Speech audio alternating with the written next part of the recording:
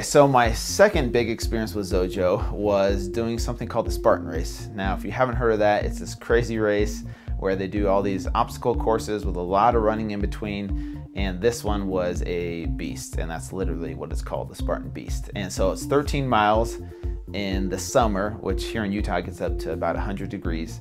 And it's 13 miles of 25 plus obstacles that you have to tackle. And so anyways, I did this in the past and it was grueling. It was brutal. It took me about 4.5 hours with my team and it was a struggle. And I remember being super sore for probably 5 or 6 days after that Spartan race. Well, this time I was able to use XOJO, and what I did is I put it in one of those camelbacks, and so I was able to sip on it throughout the race. And comparing it to last year where they actually ran out of water about 3/4 of the way through the race.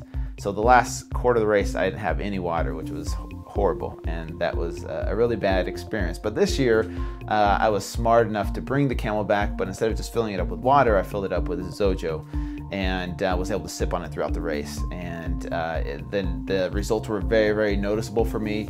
Not just during the race, right? During the race, I didn't have any cramps. Whereas the year before, I cramped up after they ran out of water. My quads cramped up and it forced me to walk. Whereas this year, I had 0 cramps in my quads or my calves, and then recovery was 2 to 3 days max.